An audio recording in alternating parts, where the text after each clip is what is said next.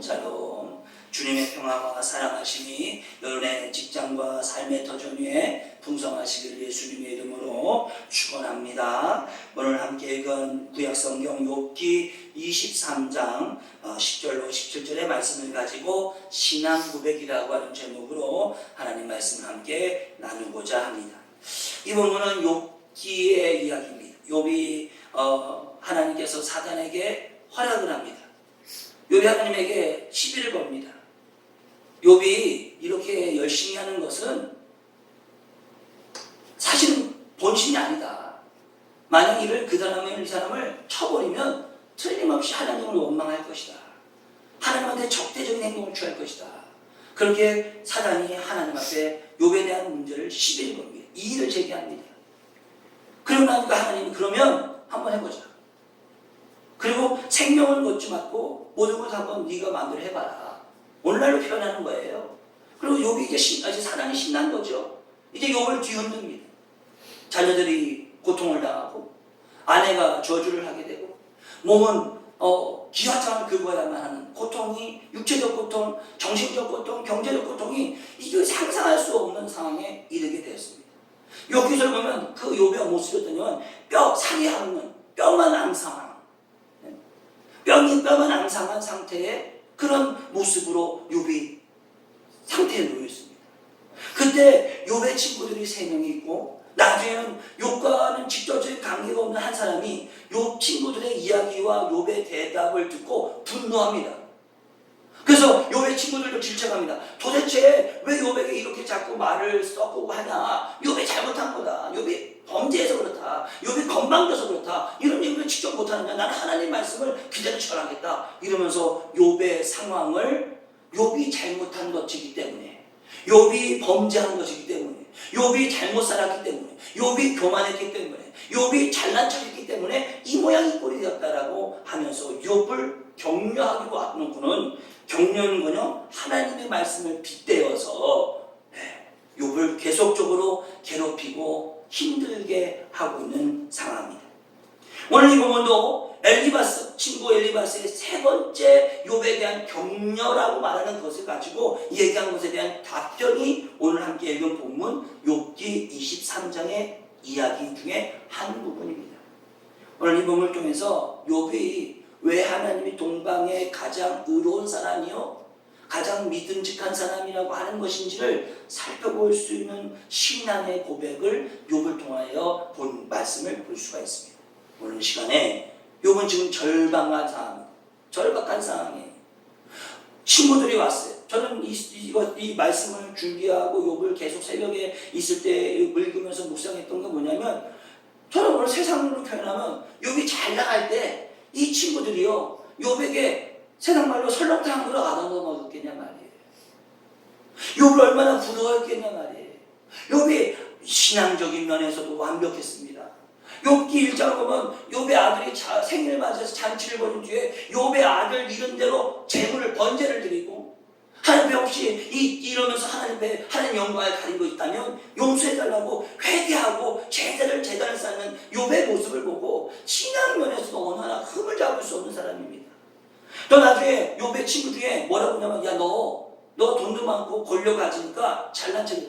가난하고 어려운 사람 돌보지 않고 너만 착복하고 너만 배불렀기 때문에 이 벌을 받는 거다라고 얘기하니까, 나는 한 번도 가난하고 어려운 고아와 가부나 이런 이들을 무시하거나 외면한 적이 없다. 또 어쩌든 간에 이 친구들은 욥의 형상이 다 욥의 문제인 거예요. 근데 사실 욥이 아까도 말씀 욥이에게 그들은 설렁탕을 안 얻어먹겠냐 말이에요.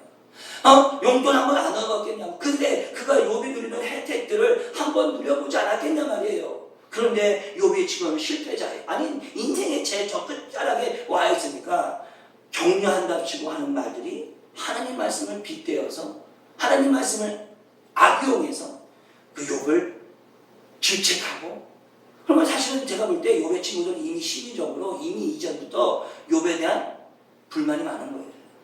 욥에 대한 불평만. 왜 쟤는 저렇게 잘 되는 거야? 왜 쟤는 저렇게 형통한 거야? 그런 게 심리적으로 있을 때 이 욥이 정말 나라고 떨어지나 봐라.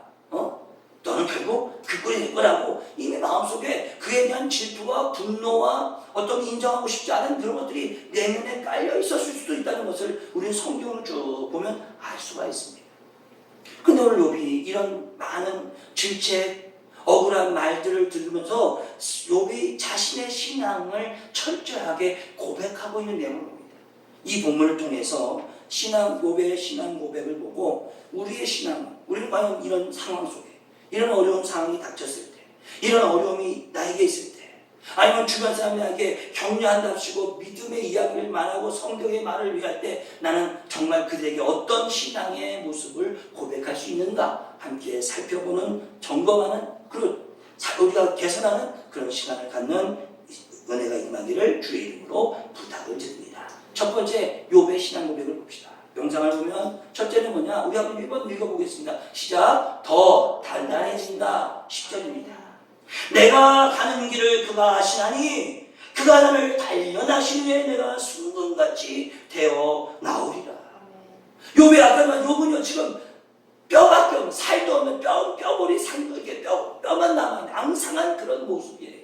얼마나 고통스럽겠어요. 예, 어떤 치료약도 없고 누구도 나를 관심 가져주는 절박한 상황. 그래서 점점 자기의 몸과 마음은 피폐하는 상황.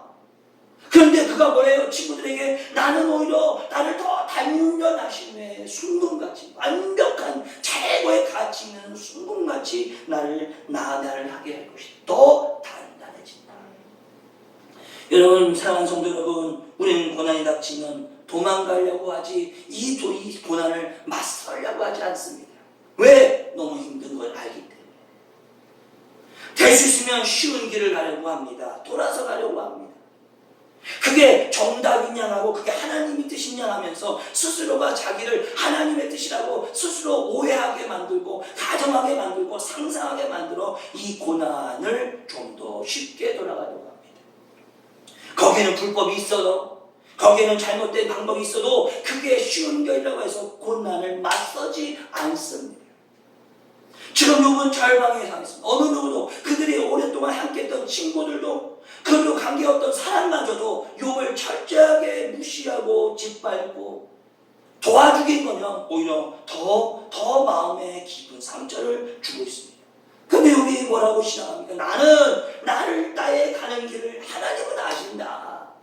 그리고 나는 그 길을 나는 어떻게든 더 단단하게 만들어줘서 순금같이 되어서 어느 하나 불필요한 어떤 하나 조그마한 정흠이 없는 완벽한 하나님의 사람으로 만들어가는 거다 라고 하면 자신은 더 단단하다고 신앙을 고백합니다.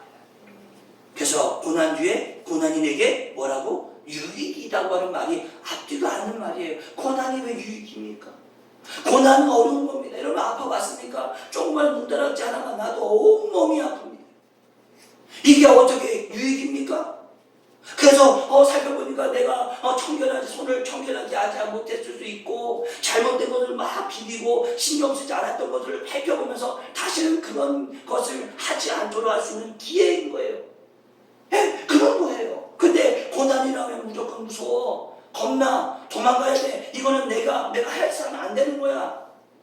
그런데 욥은 맞습니다. 비록 자신의 몸을 몰고는 말할 수 없는 초췌한 관계에 되어 있지만 하나님께서 나의 길을 아시기 때문에 나는 이 고난이 오히려 나를 더 단단하게 해서 하나 어떤 분술물도 없는 완벽한 순금 같은 존재로 만드신다라고 하며 자신의 모습에 대해서 단호하고 당당한 그런 고백을 하고 있음을 성경이 말하고 있습니다.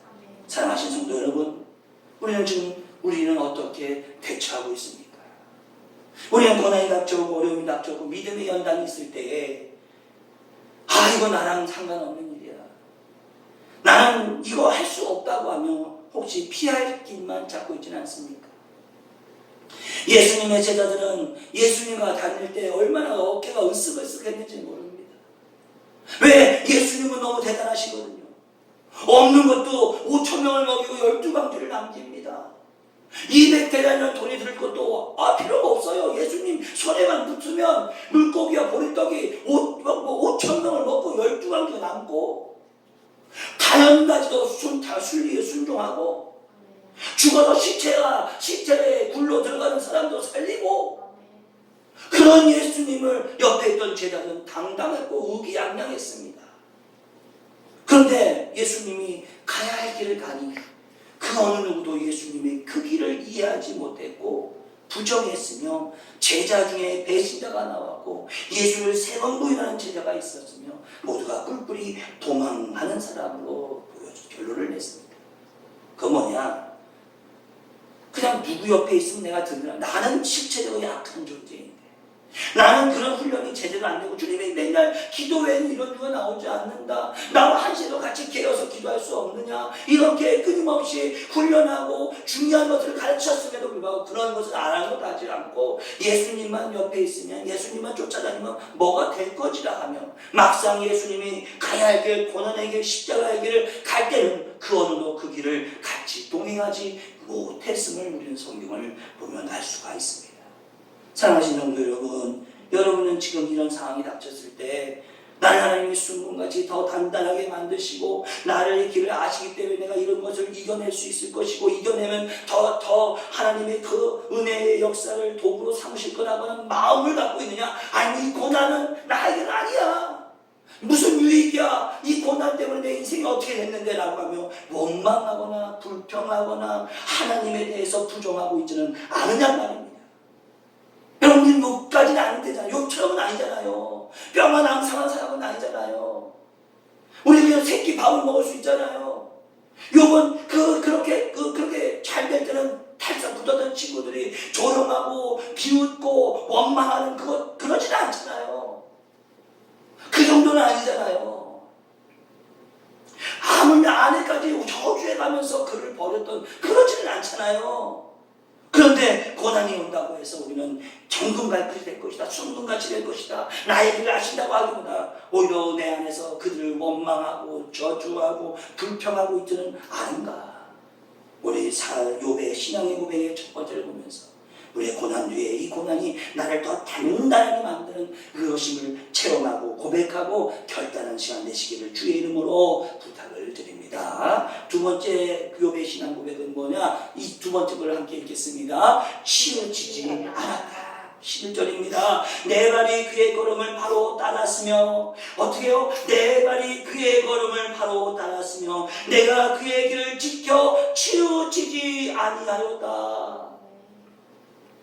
내 발이 그의 걸음을 바로 따랐으며, 지금 여러분 욥이 걸을 수조차도 없는 사람이에요. 욥의 자신의 지금 상태는 정말 누군가의 절박한 도움이 필요한 사람이에요. 그런데 뭐랍니까? 나는 그의 발의 걸음을 따랐으며 그의 길을 지켜 그것도 지켰대요. 그리고 치우치지 않았다. 여러분, 여호수아에게 하나님이 이스라엘 백성을 이끌어가는 대권을 줬을 때 여호수아에게 제일 먼저 하면 자르나 우러나 치우치지 말고 내 말씀을 따르면 너가 받는 그것이 복될 것이고 네가 낼 것을 차지할 것이라고 약속의 말씀을 주셨어요. 뭐예요? 자르나 우러나 치우치지. 하나님의 사람들의 가장 중요한 자세가 뭐다? 어느 한쪽에 어떤 상황 앞에서도 치우치지 않는 것, 하나님의 길을 따르는 것, 그것이 가시밭길일지라도, 그것이 내가 이해할 수 없는, 내 이성으로는 이해할 수 없는 부분이 있을지라도 치우치지 않고 주변 환경에 물들지 않고 그 길을 가는 거예요. 11절 다시 했으면 내 발이 그의 걸음을 바로 따랐으며 내가 그의 길을 지켜 치우치지 않았다. 오늘 우리에게 가장 유혹이 바로 이거예요.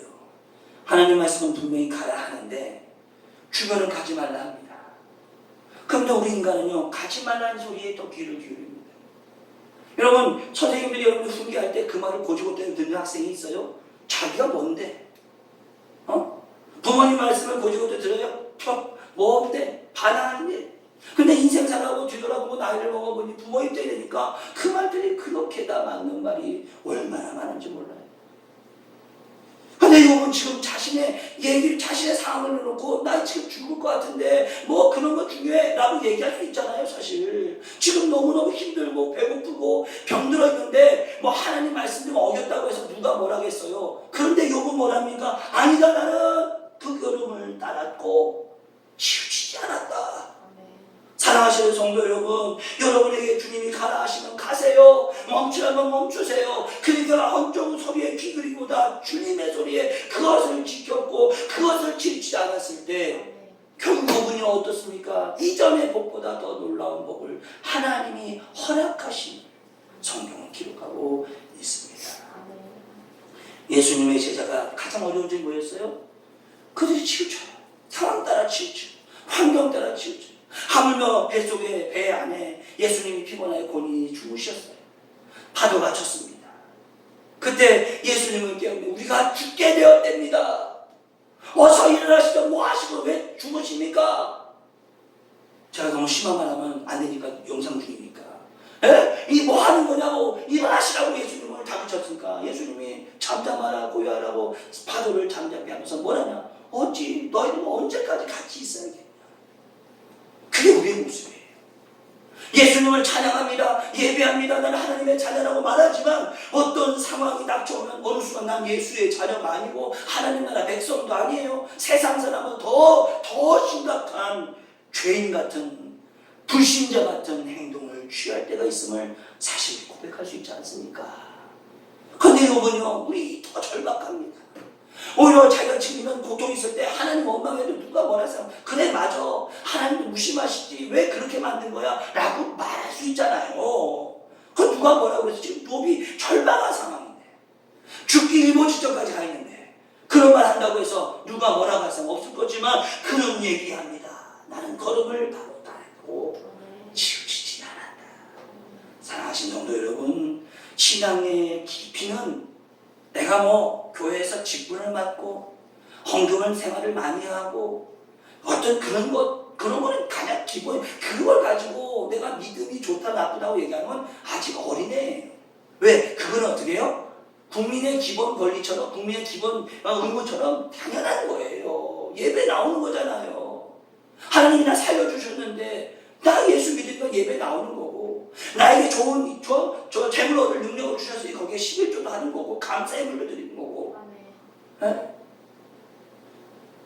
그런데 그걸 가지고 내 믿음이 좋냐 안 좋냐가 아니라 뭐예요? 어떤 상황 앞에서 하나님의 정도를 따르려고 하느냐 못하냐. 이게 진짜 믿음 있는 사람의 모습인 거예요.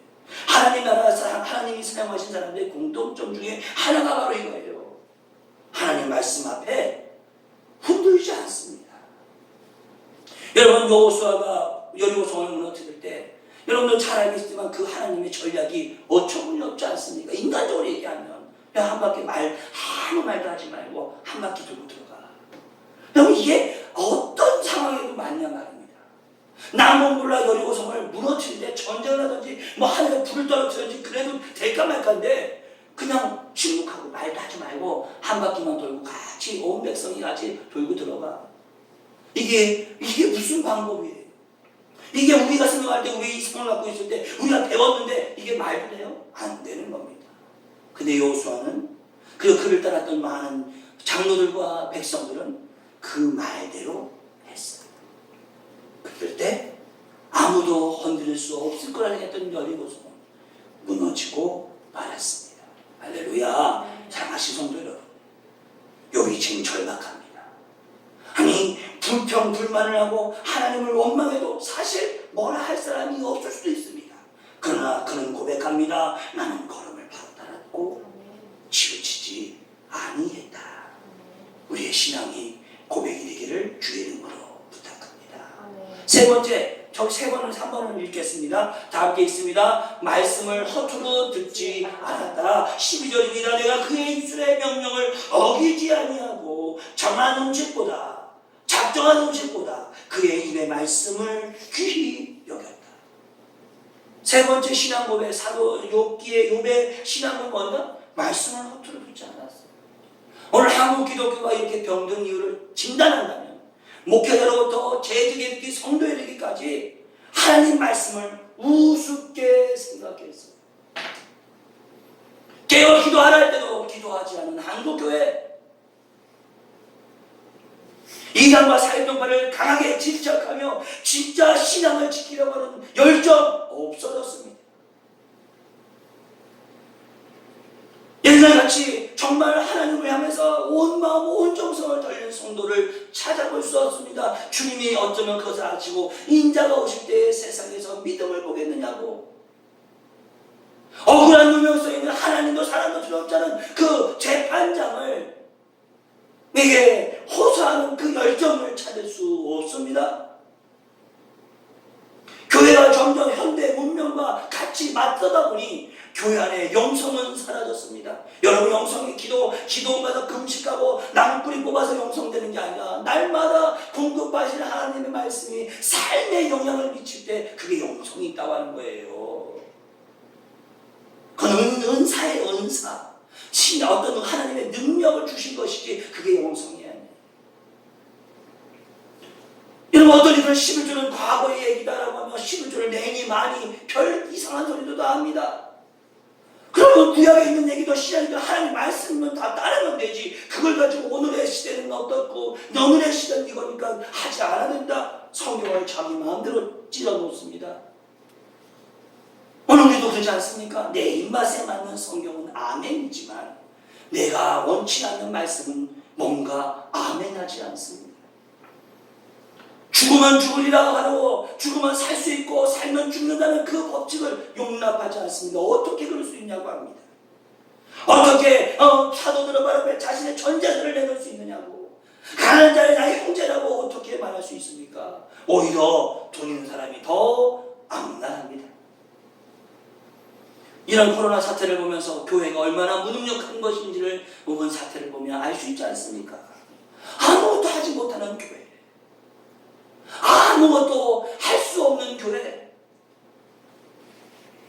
저는 우스에서 이런 소리 합니다. 대형 교회들의 성도들이 소독약 그거 뿌는 거 다 갖고 거기 1000명, 10,000명인데 그 사람들 한 일주일만 거기 불러놓고 자원봉사당 이 서구 전 지역이 다 세금이 없을 겁니다. 예배 드리니 못 드리니만 싸움질하지 무엇을 할까는 고민하지 않습니다. 무능력한 교회의 모습을 봅니다. 교회가 지금 국가가 70% 상위 70%까지 하고 하위 70%까지 주니 안 주니 막 하는데, 여러분, 돈 많은 교회들이 이 지역에 이 코로나 때문에 장사하지 못하는 이들을 조금이나 도울 수 있는 방법을 고민한 적 없습니다. 무능력하고 힘 못하는 것, 그게 다 뭐예요? 하나님이 말씀하신 것을 허투루 들었기 때문이에요. 아무도 이번 사태 중에 교회가 얼마나 바보 같은지를 우리는 통회하고 가슴을 치고 아파해야 되는데, 정부가 핍박을 잘못한 것도 있죠. 무조건 정부가 잘한다는 얘기하는 거 아니에요.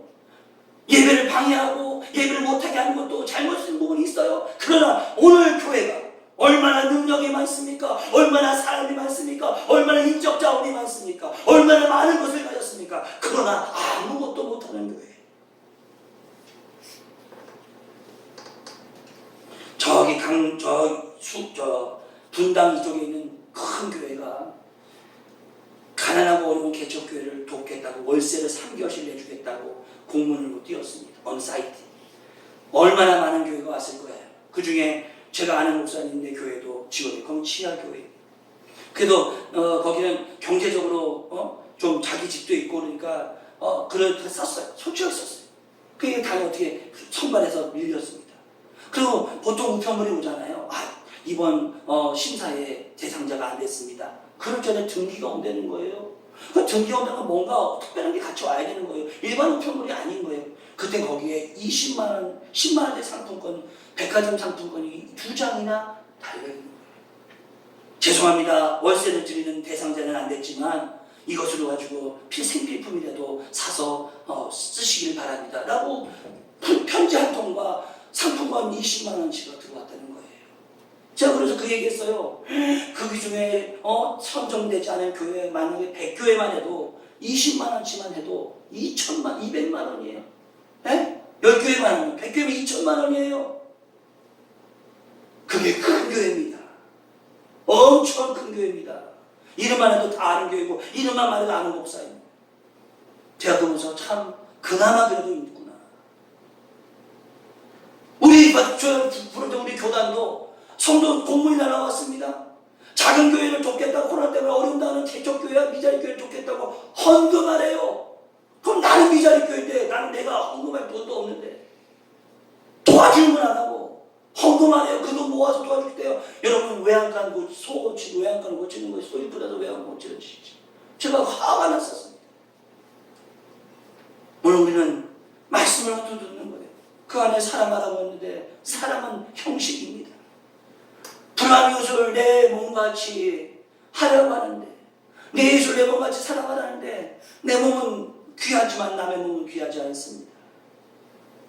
이런 식으로 더 기도하고 하나님 이미 좀 기도하라는데 기도는 그냥 자꾸 갈등과 분쟁을 일으킵니다. 무능력한 교회의 모습을 볼 수가 있었습니다. 제 아는 목사님은 시골교회 목사님이에요. 코로나 바이러스가 일어나서 가서 교회를 이 지역을 돌 게 없는가 해서 매일같이 하고 날 그 소독약을 받아가지고 면사무소 가서 받아가지고 그거를 동네 사방팔방 가게마다 맨날 뿌리고 아침에 새벽기도 마치고 뿌리고 다니고 그걸 사진을 올리면서 힘들 때 기도해달라고 하는 것을 봤어요. 부끄러웠습니다. 저 자신. 오늘 욥은 하나님 말씀을 허투루 두지 않았어요. 내가 지금 절박하고 죽을 것 같고 어렵지만 그 속에 하나님의 소리가 있을 것이다. 하나님의 말씀이 있다라고 하면서 여러분 보세요. 12절에 정하든지 내가 작정한 음식보다 무엇이다? 그의 입의 말씀을 더 귀히 여겼다. 여러분, 사랑하는 성도 여러분, 우리는 말씀을 얼마나 귀하게 여기십니까?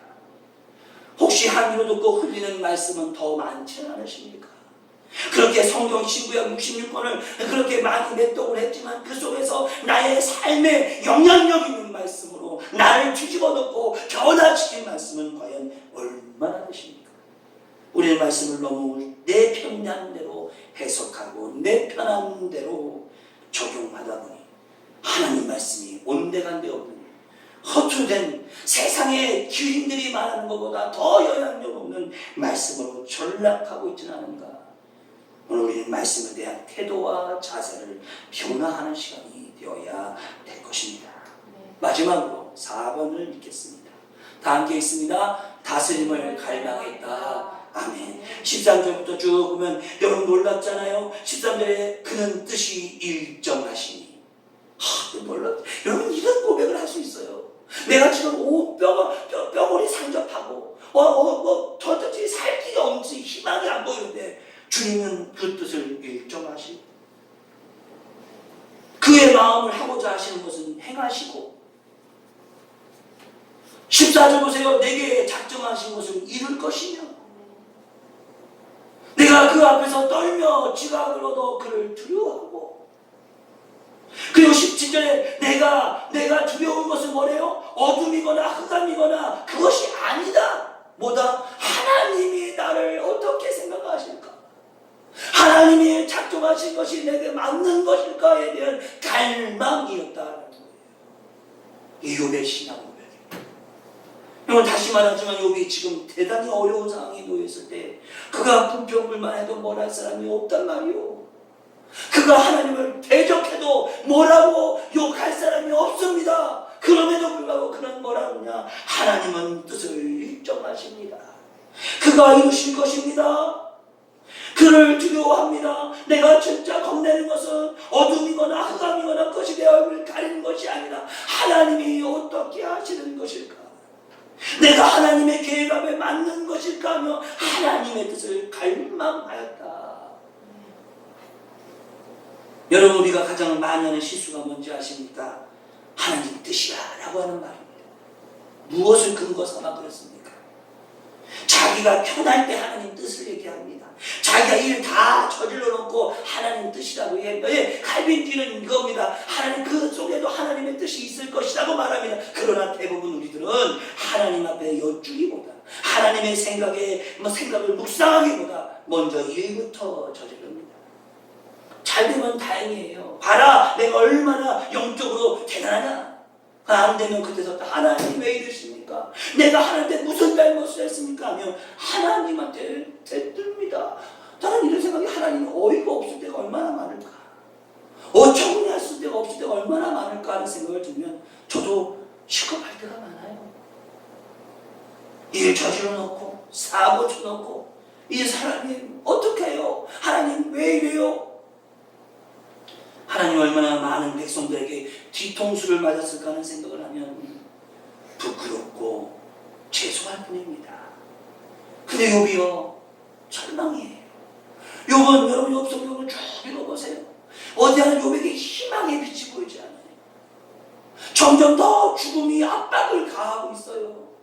아니 조그만 핏줄기 햇빛도 보이지 않는 절망의 끝에 서 있을 때도 그는 고백합니다. 어떻게 하면 하나님이 내 삶의 모습 속에 뜻을 이루실까? 내가 지금 이런 것에 두려운 것이 아니라 하나님이 내 얼굴을 가리실까 하는가? 그런 고백을 통해 있을 때 나중에 지속기서를 쭉 읽어 마지막 절에 보면 제가 읽어드릴까요? 욥기 42장 이후에 보면 이 42장 10절에 보면 욥이 그의 공경을 돌이키시고 여호와께서 욥에게 이전의 모든 소유보다 갑절이나 주셨고 형제와 자매와 이전에 있던 알던 이들이 다 왔고 다시 돌아옵니다. 기가 막히죠. 그 집에서 그와 함께 음식을 먹고 그의 여호와께서 그에게 내신 모든 재앙에 관하여 그를 슬퍼하며 위로하고 답답해시다. 그 말 뭐냐면 단위, 그 합회단이에요. 그를 하나씩 금고리 하나씩을 주었고 양 14,000과 낙타 6,000과 소 1,000거리와 암나귀 1,000을 주었고 아들 7과 딸 셋을 주었고 이전의 것보다 더 놀라운 회복의 역사를 이루시게 됩니다. 근데 여러분 우리는 그 복만 생각하죠? 아니요. 오늘 고백한 것처럼 하나님의 다스림, 하나님에 대한 갈망을 고백하는 욥을 잊지 마시기 바랍니다. 말씀을 정리합니다. 우리의 신앙을 살펴봅시다. 우리의 신앙의 고백은 어떤지, 어떤 부분에 문제가 있는지를 살펴서 욥의 신앙이 나의 신앙의 고백이냐, 그래서 나중에 더 많은 하나님의 약속을 복을 받는 은혜의 역사가 임하시기를 주님의 이름으로 부탁을 드립니다. 기도하겠습니다. 하나님, 우리는 주를 믿는